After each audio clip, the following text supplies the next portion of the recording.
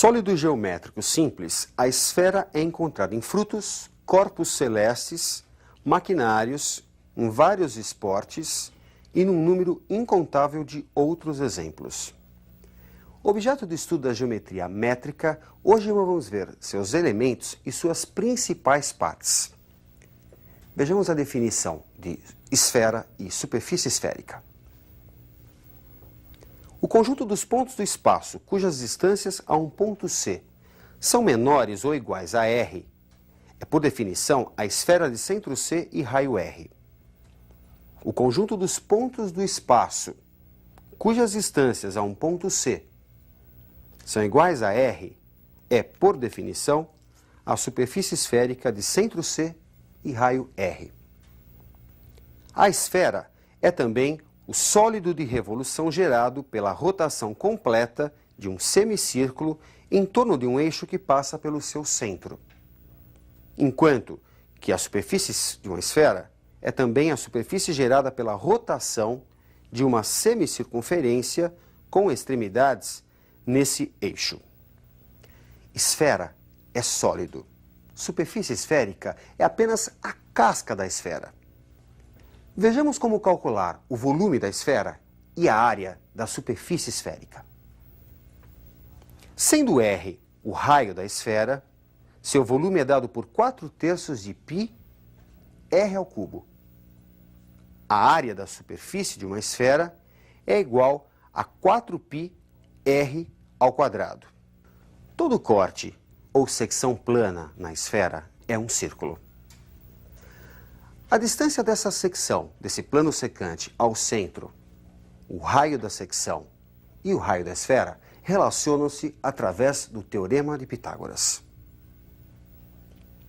A soma dos quadrados da distância do plano secante ao centro e do raio da secção é igual ao quadrado do raio da esfera.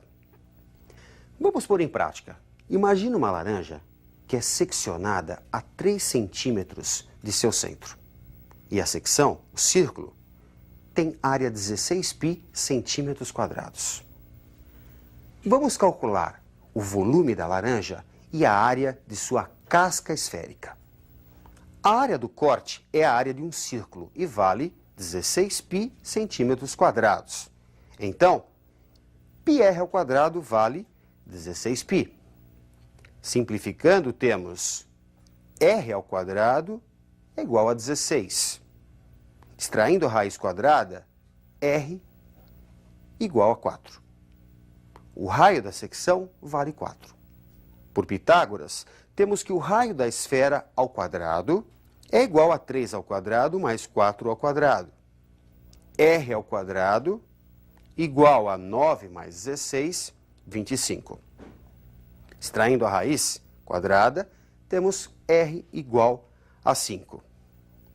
Se temos o raio da esfera, é possível calcular o seu volume, 4/3 de π r ao cubo. E é possível também calcularmos a área da casca esférica, 4π r ao quadrado. Vamos então ao cálculo. O volume fica 4/3 de π 5 ao cubo. 4/3 de π vezes 125. 500/3 de π.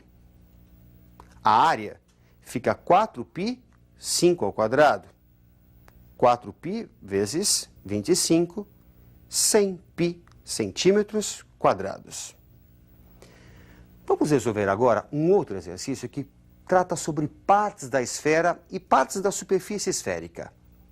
Me acompanhe na tela. Uma laranja pode ser considerada uma esfera de raio R composta por 12 gomos iguais. Calcule a superfície total e o volume total de cada gomo. A área do gomo é composta pela área de 2 semicírculos de raio R e pela área da casca do gomo, que na geometria chamamos de fuso esférico. A área do fuso é obtida através de uma regra de 3 simples. A área do fuso está para um gomo, assim como a área da casca esférica, dada por 4πr ao quadrado, está para 12. A área do fuso fica igual a 4πr² sobre 12, que simplificado resulta πr² sobre 3.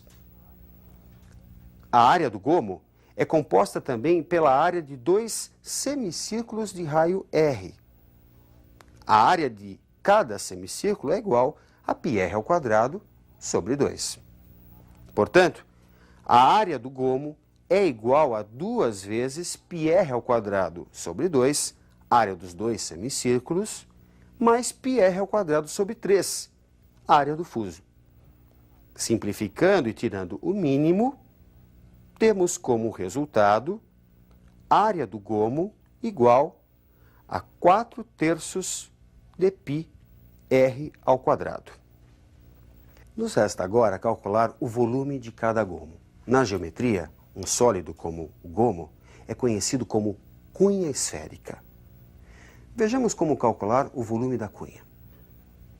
Neste exemplo, 1/12 do volume da esfera. 1/12 de 4/3 de πr². Simplificando, temos πr³ sobre 9. A secção de uma superfície esférica por um plano secante nos fornece duas superfícies. Essas superfícies são conhecidas como calotas esféricas. Já a esfera fica dividida em duas partes, dois sólidos. Esses sólidos são conhecidos como segmentos esféricos. Vejamos uma questão de aplicação. Chama-se calota esférica a região determinada pela secção da superfície de uma esfera de raio R por um plano, cuja distância até essa superfície é h. A área da calota é calculada por A igual a 2πr vezes h. Para construir um exaustor eólico, desses que se vê com certa frequência nas coberturas de certas empresas, um fabricante projeta uma superfície esférica de 10 decímetros de raio e retira duas calotas, interceptando a superfície por dois planos paralelos, cada um distante 6 decímetros do centro. A parte superior será fechada e a inferior permanecerá aberta para ser encaixada na cobertura. Qual o custo total do exaustor se o preço do decímetro quadrado do material usado para sua construção é de 40 centavos de real? Inicialmente, vamos calcular a área da superfície esférica e retirar e subtrair a área das calotas.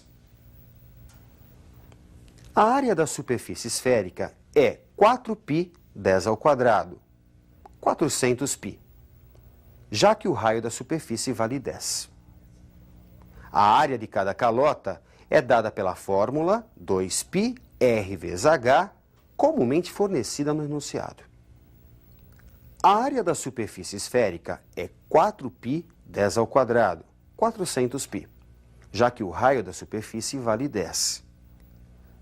A área de cada calota é dada pela fórmula 2πr vezes h, fornecida no enunciado. A medida h corresponde à altura da calota e é igual à diferença entre o 10, raio da superfície, e o 6, distância do plano secante ao centro da superfície. 10 menos 6, 4. E a área da calota fica 2π, 10 vezes 4, que é igual a 80π. Subtraindo as duas calotas da superfície esférica, temos 400π menos 2 vezes 80π. 400 menos 160, 240 π decímetros quadrados. Segundo o projeto, a tampa deverá ser fechada.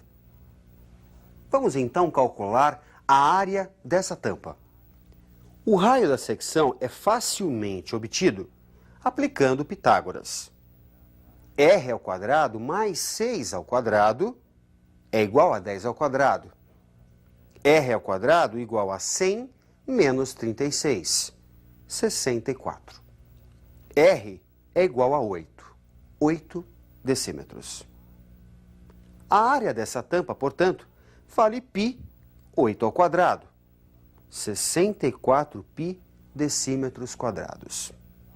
A área total do exaustor resulta 240 π mais 64 π, 304 π decímetros quadrados. Como o custo do exaustor é de 40 centavos por decímetro quadrado, o custo total desse exaustor será de 0,40 multiplicado por 304. R$ 121,60. Vamos fazer mais uma questão de aplicação para que você consiga fixar bem esses conceitos.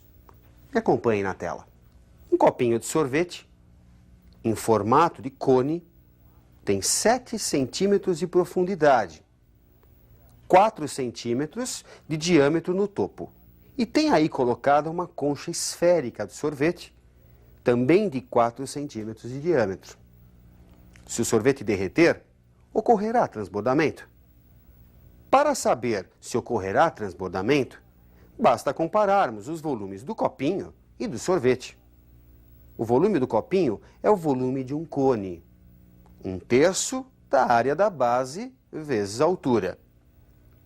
1/3 de π é r² vezes a altura.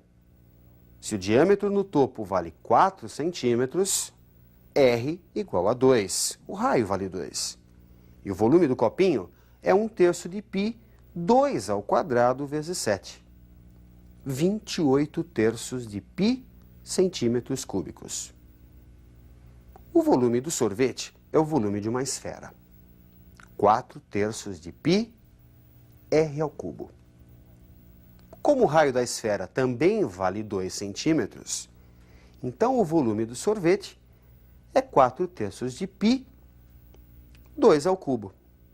32/3 de π centímetros cúbicos. Comparando os volumes do copinho e do sorvete, observamos que ocorrerá transbordamento, caso esse venha a derreter. Hoje vimos como calcular o volume de uma esfera, a área da casca esférica e de partes da esfera. Na próxima aula, vamos relacionar a esfera com outros sólidos. Isso aparece com bastante frequência no vestibular. Ótimos estudos e até a nossa próxima aula.